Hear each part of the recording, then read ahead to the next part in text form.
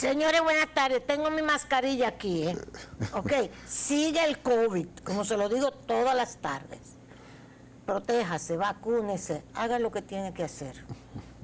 Esta tarde nosotros vamos a hablar de política internacional. Doctor Víctor Villanueva ya está con nosotros. Funglode, fue vicerrector de Funglode. Sí. Yo, bromeando un poco, digo los fungloditos, porque es que sí. son hechuras, son como hechuras del doctor Leonel Fernández y de toda esa intelectualidad, que hay que felicitarlos, Gracias. y al doctor Leonel Fernández también, y a ti que eres una estrella. Señores, vamos a hablar de política internacional y de nosotros también. Primero, también, ante todo, gracias, señor, salieron ya los mineros. Los salvaron a los mineros, ya están en el hospital. Adiós las gracias. Adiós las gracias, Señor. Eres grande, Señor. Qué bueno. Dios mío. Bueno. Qué bueno. Víctor, porque tenemos tantos temas. Yo voy a comenzar por lo internacional y después nos vamos a ir a lo nacional. Perfecto. Víctor, en estos días, dice lo que está sucediendo en Estados Unidos. Vamos a comenzar por lo más reciente. Este allanamiento del FBI a la casa y al club del señor Trump. Sí. Esto es el revuelo del mundo. Así es. ¿Cómo usted ve eso? ¿Qué? Bueno, estamos en una etapa muy a prima fase de haber hecho pública esta investigación que está haciendo el FBI hacia unos señalamientos que se han hecho desde un órgano que se encarga de resguardar todos los registros de todas las comunicaciones que reciben los presidentes de los Estados Unidos y que habían esbozado públicamente hacía un tiempo de que no recibieron el total de las comunicaciones que debía de entregar el presidente Donald Trump. Se estila por mandato que cada presidente recibe su comunicación y la entrega. Sí. Y eso va a un dossier, eso va a un resguardo, porque constituye archivo de la nación. Sí. Y en este caso, ante este órgano que ha dicho que no recibió el total de las informaciones, pues entonces hace susceptible de investigación al hoy expresidente de los Estados Unidos, Donald Trump, y obviamente que las evidencias están marcadas. Cuando se ve que ya el FBI actúa públicamente y más como con una figura que es un expresidente y que a ningún expresidente de la historia de los Estados Unidos se le había allanado su morada, en este caso estamos viendo un hecho primero inédito y segundo que si la autoridad pública ha actuado de esa manera es porque ya tienen indicios suficientes para señalar e imputar, abrirle un proceso jurisdiccional al expresidente Donald Trump. Hay distintos alegatos en función a las comunicaciones que no entregó, algunos de ellos, por ejemplo, el caso de que el presidente las destruía, de hecho hay algunas pruebas de comunicaciones entregadas a su mano que tuvieron que ser armadas. La compilaron en algún zafacón, y tuvieron que reconfigurarla, y ya eso es suficiente para demostrar que transgredió la ley. Exacto. No solamente eso, Víctor, y hago una acotación que es algo que jamás en la vida se nos hubiera ocurrido.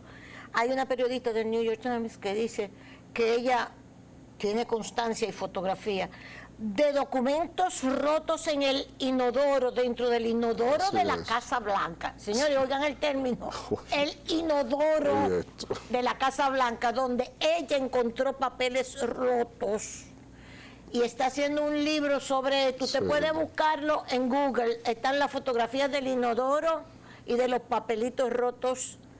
Eso sale hoy en la prensa norteamericana y esta señora periodista está haciendo un libro documentando ese libro con estos inodoros y estos papelitos rotos dentro del inodoro de la Casa Blanca, que se supone, se dice que los rompió Donald Trump y los tiraba ahí. Sí. Mire por dónde va aquello. Ahora, Víctor, ¿usted no cree que pudiera también ser algo, un montaje o algo para llamar la atención, para la cuestión de las elecciones del 24? No creo que sea montaje, porque la política interna de los Estados Unidos es muy cuidadosa.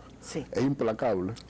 pero es cuidadosa. Y en este caso, si han procedido, tienen elementos suficientes. Sí. Ahora bien, lo que sí le es oportuno al presidente Biden. Ajá. Porque obviamente que Biden no va a hacer lo que sí también se documentó por parte del presidente Donald Trump en algunas elecciones de ingerir directamente, o cómo también actuó con respecto al asalto al Capitolio. Sí. Pero Biden no tiene ese estirpe, pero en este caso, obviamente que le es bastante oportuna esta investigación al presidente Biden, porque va a remover a los cimientos del Partido Republicano, Sí, ¿cómo está? porque el Partido Republicano está muy cómodo Sí. con tener a un personaje, a un político de la penetración y la conquista social que representa Donald Trump, que lo es. así. Y por lo tanto, en este caso, que aparece mejor situado que el presidente Biden en los sondeos, solo por señalar, por ejemplo, los CNN publica una encuesta a mediados del mes de julio, en donde el presidente Joe Biden va perdiendo cada vez más la masa de votantes y ha tenido una caída estrepitosa. Donde Se dice que como no se había visto nunca un presidente norteamericano en sus dos primeros figuraba años. con un 47%, por ejemplo, y ahora está en un 36, Sí, 32%. Y cuando tú ves inclusive el segmento poblacional que se declara demócrata, en ese segmento el presidente Biden te aparece con un posicionamiento que tenía un predominio de un 73% del electorado demócrata, Sí. y actualmente no sobrepasa el 60%. Sí. Y eso es obviamente un indicador de que no tiene esa solidez en términos de que decide el presidente Biden como constitucionalmente está habilitado para presentarse a una repostulación. Y una cosa, doctor, la discusión que hay de Biden, su edad, en la caída en las encuestas, Sí. pero Kamala no prende tampoco, la vice. Creo que no la dejan prender. No, De mi punto de vista, no la dejan. Ajá. La jugada con Kamala Harris es muy riesgosa en términos políticos electorales. Primero, es negra, Sí, y segundo, mujer. sí. Serían dos hitos ahí que habrá que ver cómo eso se ve en un escenario electoral tan polarizado. Una cosa es que su condición étnica tenga una representación electoral en la boleta. Sí. Y otra cosa es que se venga a mitizar, sobre todo si se tiene un candidato contrario como Donald Trump, esa pugna que generaría aún más fricciones sociales, demográficas y étnicas como la tiene los Estados Unidos actualmente. Exacto. O sea que yo creo que estaría más supeditado a eso, y por eso entiendo que el presidente Joe Biden lo que ha hecho es abrazar el conservadurismo y a la vez determinados atismos de lo que tiene que ver con el radicalismo que representa el propio Donald Trump. Porque, por ejemplo, lo que pasa a frontera sur de Estados Unidos Sí, continúa aconteciendo. sí, sí. Las deportaciones continúan aconteciendo. Un sinnúmero de medidas que fueron siempre señaladas en contra del presidente Donald Trump, el presidente Biden la ha continuado sin ninguna pereza. Así mismo. Y eso obviamente que es un guiño que se le hace a ese segmento poblacional para que no esté tan arraigado con la opción electoral de Donald Trump. Exactamente. Y otra situación, por eso es que me encanta hablar con usted. Sí, porque me va aclarando. yo Eso de más, Kamala, yo más. yo que decía, pero claro, pero es que no no, es que no la dejan prender. Creo que no la dejan. Exactamente. Desde mi punto de vista. ¿Y por qué Donald Trump, ya finalizando con esto que está sucediendo ahora mismo, estaba en Nueva York y desde allá cuando le hicieron este allanamiento a la casa, dijo, eso no se, dice Donald Trump, eso no se había visto nunca en la vida de un presidente. Estos son unos tiempos muy oscuros. Parecemos un país del tercer mundo, Sí. roto. Sí, Oye, sí, nos sí, insultó Trump. Primero, en boca de un político de su envergadura, es muy denostable plantear el término tercer mundo. Tercer ¿Y cuál es el mundo? tercer mundo? La galaxia ya ni se sabe cuántos planetas tiene. Y crecimos con un número específico de planetas. Pero en este caso, obviamente que el presidente Donald Trump reacciona ante esta investigación, dando a entender que es una cuestión política más que de investigación federal, y obviamente que esta postura le cae en un escenario sin eco de retorno. La investigación a todas luces es objetiva. Lo que pasa es que es un señor que ha hecho tanto, que ha transgredido tanto, que obviamente que hasta seleccionar por qué se le va a procesar tiene que genera cualquier tipo de debate.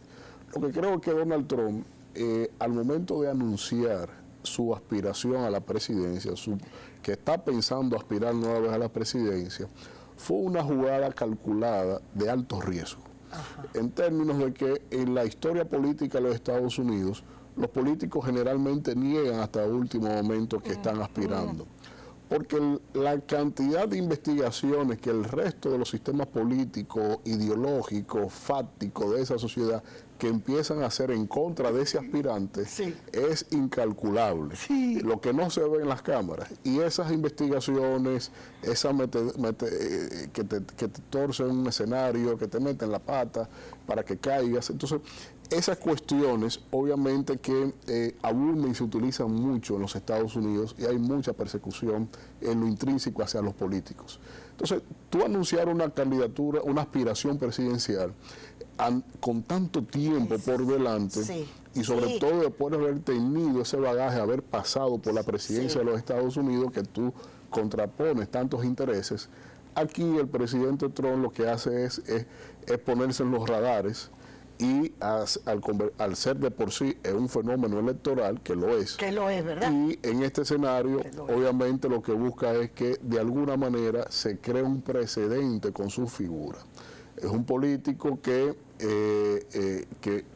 ningún presidente al salir del poder, aún haya sido en el término de un primer mandato, no ha anunciado que aspira de nueva vez a la presidencia, y es precisamente para no abrirse a investigaciones, que no le abran investigaciones con afán político electoral. Lo segundo es que el presidente Donald Trump representa la principal amenaza del quiebre étnico en ese país. Sus posturas, sus planteamientos, los grupos radicales y sobre todo como la Asociación del Rifle,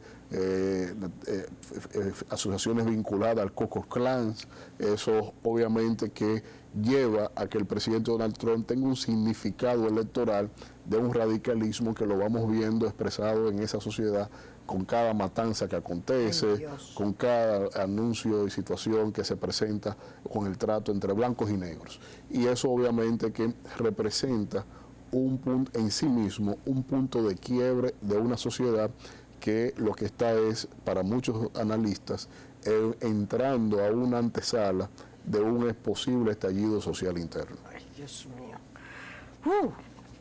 Bueno, hay que darle seguimiento a eso, mire. Eso es verdad.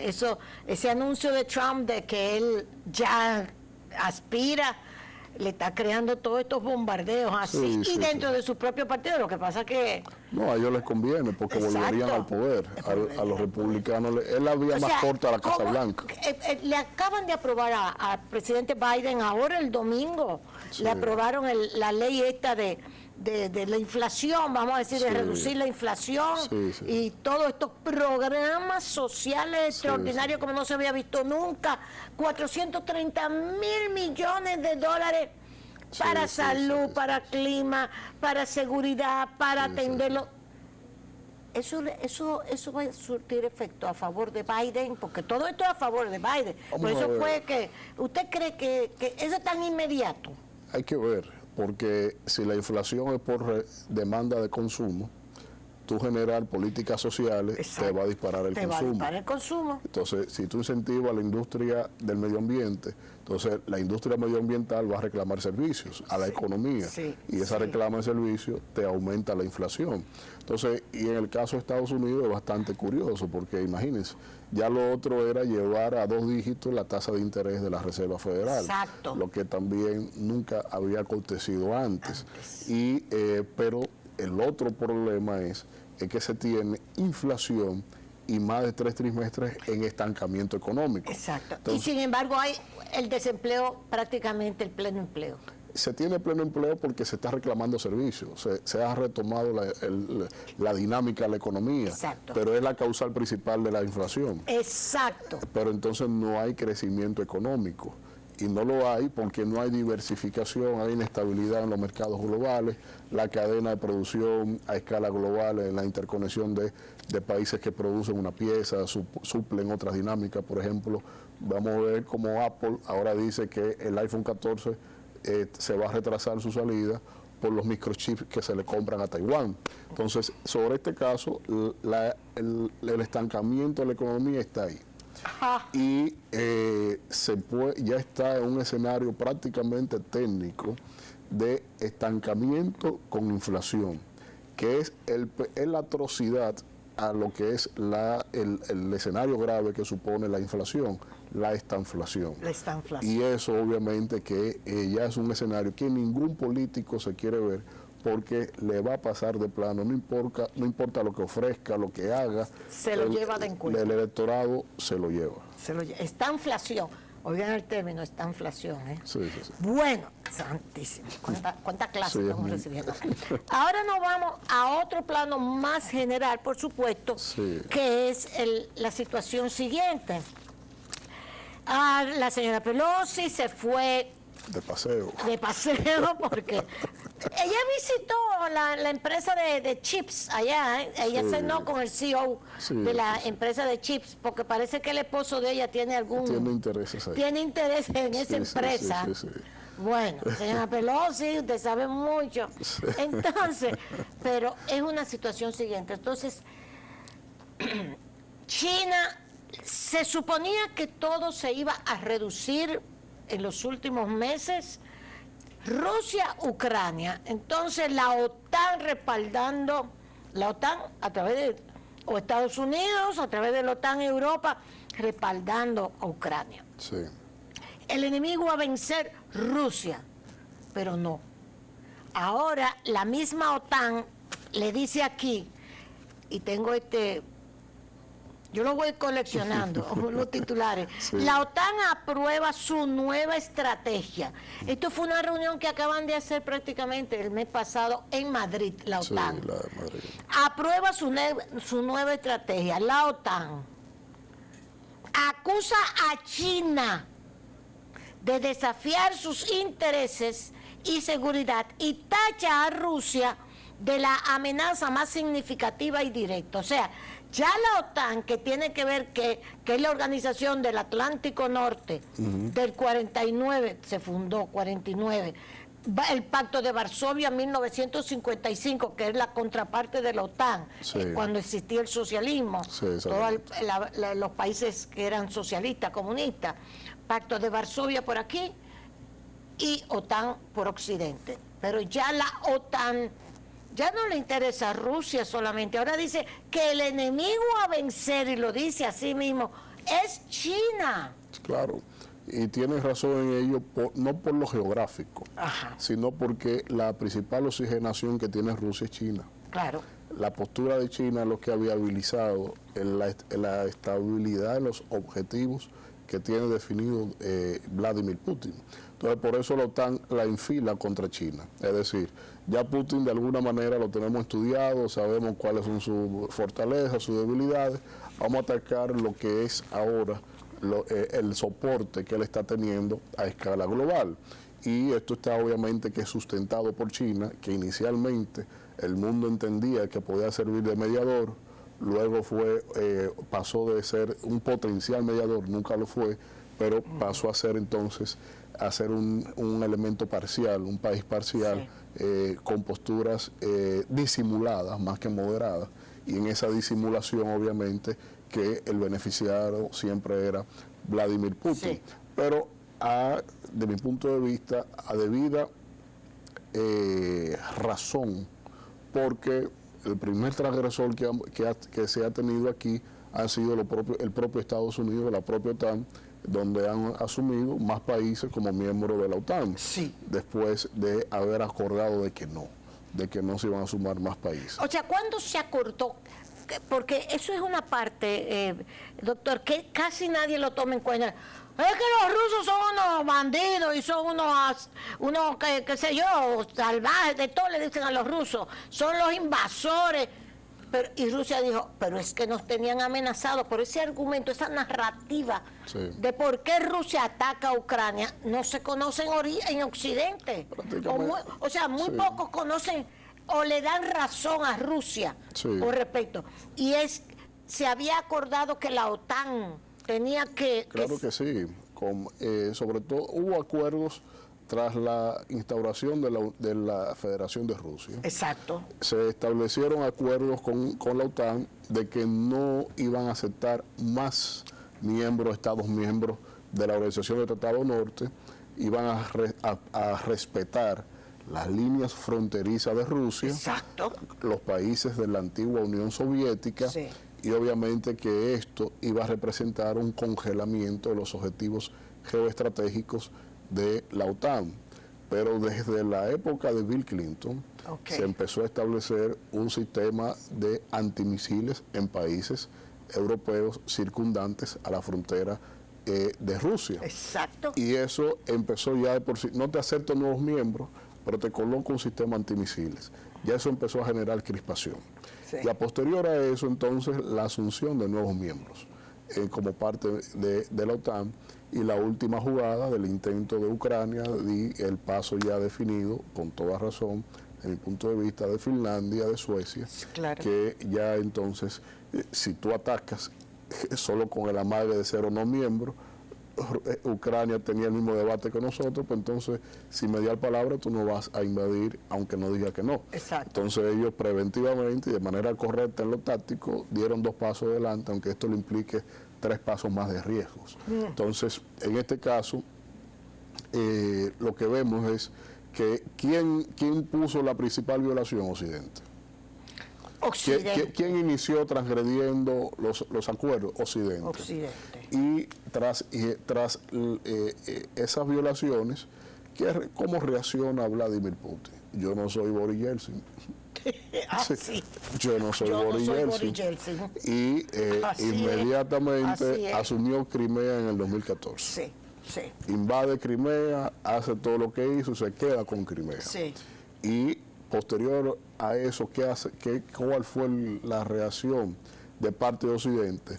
Los conflictos en la zona fronteriza de Lugansk y todo eso. Entonces, en esos conflictos, que eran precisamente por enfrentamientos pro-occidente y pro-rusos, ya ahí entonces, fíjese cuando cae aquel avión de Malaysia Airlines, que fue precisamente sobrevolando esta zona, porque es una zona de pleno conflicto bélico que desde esa época está significándose y que a cuestión que no todo el mundo domina, ahí hay más muertos, ha habido más decenas de miles de muertos que lo que ha llevado el proceso actual. Ay, Dios mío, así mismo es. Y eso entonces lleva a un escenario en donde no hay credibilidad en lo pactado.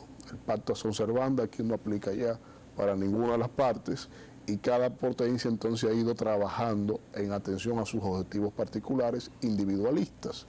Pero ¿qué resulta con esto? Resulta que Crimea es precisamente el escenario donde se orquestó el poder de distribución de la forma de distribución de poder de las potencias entre Stalin, Roosevelt, Churchill, cuando establecieron en Yalta, Crimea, el pacto de Yalta, cómo se iba a reconfigurar el poder en el Consejo de Seguridad de las Naciones Unidas. Y justamente este conflicto nunca había sido tratado en el Consejo de Seguridad, precisamente porque 2 potencias involucradas ahí. El poder de veto lo que te define es esencialmente que es un poder con capacidad para decidir las cosas que no afecten a esos 5 permanentes. Pero cuando involucra, y eso funciona, porque de alguna u otra manera ha evitado que la humanidad haya atravesado la escenificación de una tercera guerra mundial. Hasta ahora. Ha funcionado. Pero cuando hay adversarios frente a nosotros. Pero esta distribución de poder, de veto, cuando afecta a los países que son parte de los permanentes del Consejo de Seguridad, entonces mina la multilateralidad y nos lleva a este escenario en donde entonces los conflictos reales ni siquiera se han tratado en ese órgano de decisión para preservar la paz y la seguridad internacional.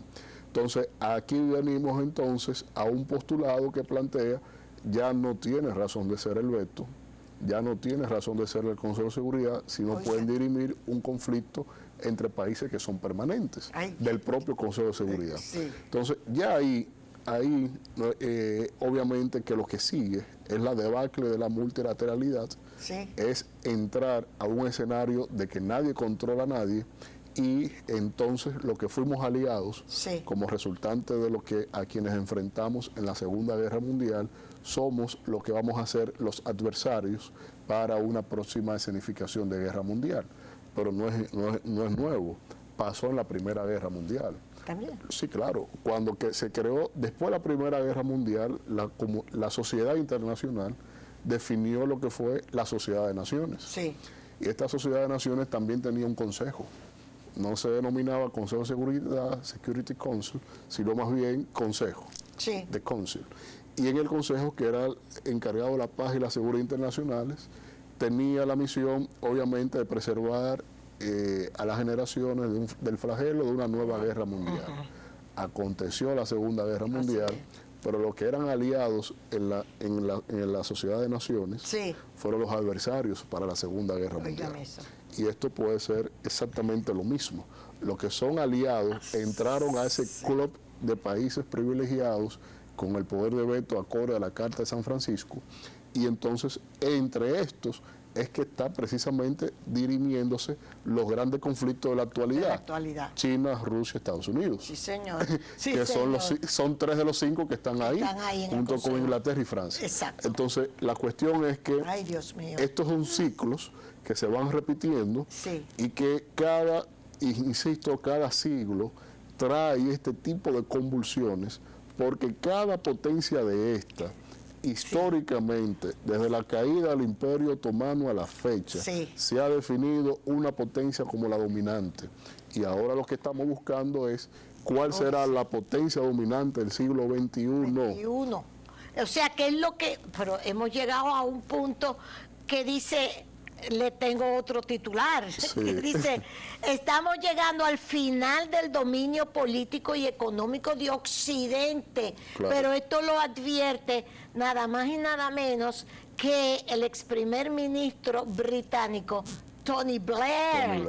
O sea, entonces, nos podemos estar planteando que en el siglo XXI, de acuerdo a lo que usted está diciendo y a lo que dice Tony Blair, puede ser que lo que esté en juego es el dominio China, ese enfrentamiento China-Estados Unidos, y que de ahí salga un nuevo dominio, que no sea el occidental o que sea multi. Siglo XVIII lo que interesaba era el dominio de los mares. Siglo XIX los estrechos. El siglo XX de lo económico. El siglo XXI de lo financiero. Es lo financiero. Más que la mercancía. Más que la mercancía. Porque, dígame usted... Oye, pero qué interesante, el siglo XXI, o sea, el sector financiero. Eso es. ¿Quiénes son los tenedores de los principales commodities en los Estados Unidos, en las bolsas de valores? Empresas, instituciones, personas que compran soya a un precio, la acaparan para revender a otro precio. Personas, instituciones, empresas que nunca han tratado ni van a tratar nada que tenga que ver con la soya. Pero el mundo tiene que comprarle a merced de su precio. Entonces, al final y al cabo, no es la mercancía, no es el producto. Es la actividad financiera. La actividad financiera que genera. Lo que genera los dividendos. Y eso lo vemos como una heredad de haber pasado por un proceso de industrialización de la economía. Siglo XVIII, la industrialización. Pero cuando usted se va a Manchester, en Inglaterra, usted va ahora y va a pasearse por una ciudad que fue un ícono de la revolución industrial y ahora mismo es un gran cementerio de grandes fábricas. ¿Pero por qué pasó eso? Bueno, el dueño de la fábrica, para graficarlo a la audiencia, el dueño de la fábrica, que los resultantes de sus operaciones al año, vamos a decir un número, $100 millones. Y cuando ve que al pasar el tiempo ha acumulado un capital que dice, bueno, pero solo por la actividad financiera en bancos y en organismos financieros, Sí. mi dinero ya guardado me genera más que estos 100 millones de dólares al año. Sí. Por lo tanto, la fábrica deja de tener razón de ser en mi quehacer. Y en vez de estar con todos los riesgos que supone la fábrica, yo prefiero irme a la dinámica ejecutiva, de transacciones financieras, etcétera, etcétera, y mucho más si yo o pertenezco al club de Bilderberg o tengo influencia en el G7 vía los políticos y de esa manera participo en la arquitectura del diseño financiero internacional. ¿Y por qué Blair señala que eso está en riesgo? Tiene mucha razón, porque el mismo dominio que antes era G8, hoy G7, Sí, es sí. G7 por la expulsión de Rusia por parte de Barack Obama como Sí. una sanción, Sí. precisamente como una sanción a cuando Vladimir Putin se anexiona a Crimea. Crimea, en el 14. Entonces, la cuestión es que todo sigue redundando en ese punto. Todas las decisiones, van orientadas hacia lo que es el control de la arquitectura financiera internacional. ¿Y quiénes son los principales tenedores de dinero ahora mismo? China, China, Japón, sí. Taiwán. Taiwán, Es uno de los principales tenedores de deuda de Estados Unidos. Taiwán. Taiwán. Entonces, lo que compra y vende es uno de sus principales clientes. Sí. Entonces, ahí tenemos, fíjese, Sí, sí, no, cómo, pero esto sí. cómo se geolocaliza el interés. Así es. Entonces, Crimea.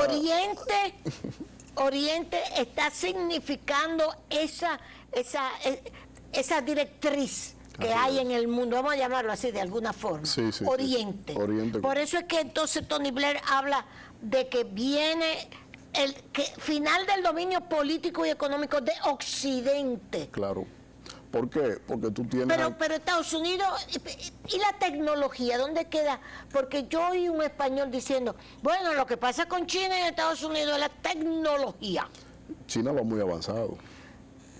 Y no solo que tiene el tema de patentes, que no lo usa las patentes, Sí. sino que tiene inventiva, tiene invenciones, sino que también la produce.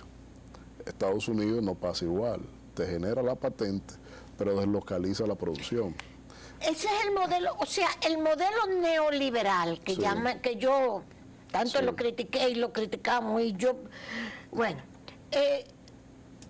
de la 1970, vamos a ponerlo para acá, con Reagan, la Thatcher, Sí. etcétera, Sí, deslocalizó la industria norteamericana. Claro. Hoy está firmando Biden la ley para los chips, para los 53.000 millones que le van a meter a las fábricas de subvención, Claro. de subsidio a los chips, para que vuelvan la fábrica de chips a Estados a Unidos. Estados Unidos. O sea, Estados Unidos se hizo autodaño o eso tiene otra lectura. Claro que se hizo autodaño, porque cuando ellos decidieron esto, cuando Reagan impulsó eso, cuando Sí. se impulsa la agenda del neoliberalismo, China no es lo que era hoy. Exacto. China se aprovechó. China se aprovechó completamente. Y Claro. no, pues produzcan aquí. Sí, venga. Sí. Mano de obra barata. Vengan, Vengan. porque el afán que buscaba el capital estadounidense, el capital de estos países, era precisamente producir a costo barato. Barato. Zona Franca, República Dominicana. Exacto. Entonces, sobre esta base, si ya producimos barato, estamos ganando porque ellos pensaban más en lo financiero que en lo productivo. Ya la industria, lo que le explicaba en Manchester, Sí. o sea, ya la industria no le generaba la atención principal, era la transacción financiera y económica como tal. Exacto. Y obviamente ahí China vio su punto de potencialidad, que yo creo que, entiendo que debió haber sido un riesgo calculado, que si el modelo te decía que de la industria pasaste a lo financiero, si tú permitías que China desarrollara lo industrial, en algún ciclo te iba a establecer lo financiero. Y ahí fueron ellos jugando también a lo financiero y comprando deuda de los Estados Unidos, nada más y nada menos. Sí. Y sobre esta dinámica, entonces ahora China tiene predominios. Por eso muchos pensadores y autores de las relaciones internacionales te plantean que, bueno, en el debate de un mundo bipolar, apolar, multipolar, que no es un debate cerrado todavía, se va precisamente en que ya no hay una potencia hegemónica. Exacto. El hegemón ya no existirá. Y por lo tanto habrá potencias diversas. En lo financiero, en lo comercial, en lo industrial. Entonces hay una deslocalización de lo que es la concepción de una potencia, caracterizada por dinámicas específicas, y que esas dinámicas entonces le supondrá una cuota de poder y capacidad de incidencia o decisión. Entonces, a respuesta del G7, tú tienes, bueno, el G20, pero el G20 entonces tiene la antítesis planteada por los BRICS, y que precisamente viene a correlacionar un juego dentro de una arquitectura distinta. Por eso, aunque yo soy muy pro de lo multilateral, porque de alguna manera yo no voy obviamente con esta pseudo agenda de organismos internacionales que se financian por establecer temas de derechos minoritarios o cuestiones como esas. Respeto, pero eso no es el afán de los organismos internacionales a nivel de Estado. De los organismos subsidiarios de ellos ya es otra cosa. Que buscan temas para financiarse. Pero el tema es que lo multilateral es lo que brinda una equidistancia en las decisiones que inciden en todo el globo terráqueo, no importa tu población o tu capacidad económica como nación o tu extensión geográfica. Entonces, la principal víctima de todo esto dentro de lo que es la sociedad internacional es la multilateralidad. Y por eso se puede vaticinar que la Organización de las Naciones Unidas puede tener sus días contados si no hay un replanteamiento de la agenda exterior de los estados a nivel de lo multilateral. Porque si no hay control sobre estas dinámicas, fíjese usted, el secretario general de la ONU que más propició propuestas de reforma a la ONU fue Kofi Annan. Y no lo dejaron avanzar, no le aprobaron ninguna propuesta.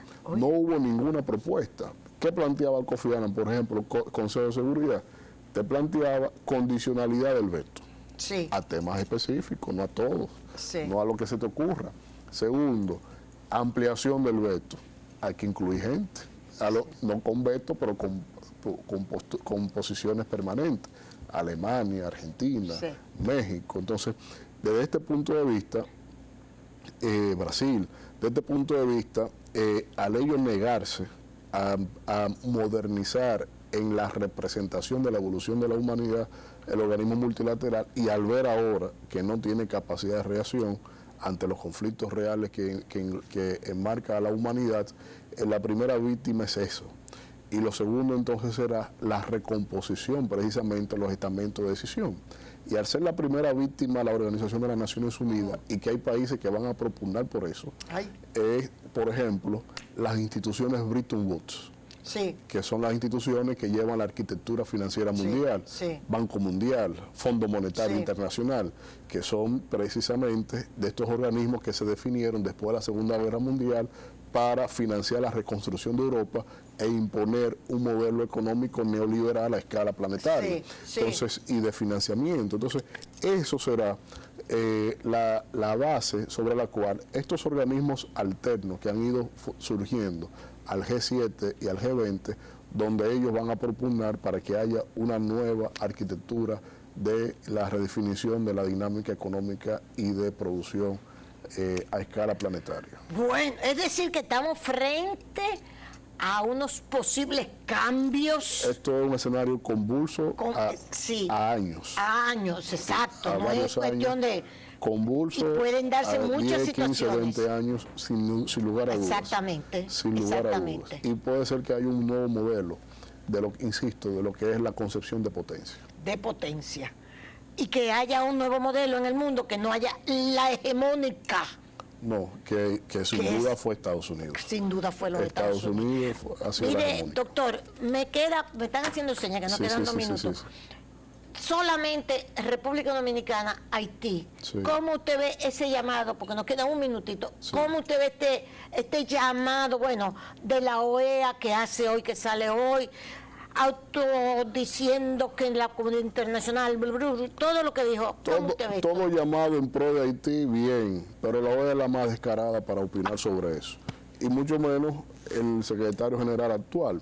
Ay. Pero si Haití adolece de problemas de democracia, de seguridad, de registro civil, la OEA, que ha validado todas las invasiones de los Estados Unidos, no ha establecido un modelo de cooperación correcta, ni ha propiciado que haya ni siquiera estabilidad aquí. Entonces, y lo otro más penoso, insisto, y decía esta mañana, nuestro país tiene que redefinir la postura de la política exterior de ser el objetivo, plantear el principio de la buena vecindad. Ya con eso no basta, porque ahí no hay Estado, ya ni siquiera es fallido, eso es un conglomerado. Ay, Dios. Y al ser un conglomerado, ellos no tienen responsabilidad internacional. A un gobierno tú le reclamas en su postura Sí, internacional. pero aquí, ¿A quién? aquí a la banda. No hay control. Es una banda, eso no son Sí. no son sujetos del orden internacional. Sí. Y al no serlo, tiene que replantearse cuanto antes la política buena vecindad de la República Dominicana con respecto a Haití, porque eso es una amenaza latente. ¿Y qué quiere decir la de política de inmediato. buena vecindad? En equidistancia, en buena fe, en el debido Pero trato. ustedes allá y nosotros aquí. No, sí, pero no hay interlocución. No hay. Para tú ejecutarla, la política de buena vecindad necesita interlocución. Que no hay. No hay ¿Con quién tú interlocución. vas a hablar allá? Entonces tú necesitas replantearte ese riesgo como nación, porque si no, está ahora mismo en franca transgresión nuestra condición soberana territorial inclusive. Muy bien. Bueno, señores, doctor, ay, Dios mío, me hubiera encantado seguir, doctor Víctor Villanueva, conversando. Estos temas me apasionan y yo Sí, espero que sí, ustedes sí. también, porque nos dan luz de lo que está sucediendo en el mundo. Muchísimas gracias. Y a ustedes, recuérdense, Plaza Lama, Óptica Oviedo, como siempre, con martes gratis, jueves del ahorro, tu marca país, Santo Domingo y tu marca país también, los productos Rica. Gracias, hasta mañana.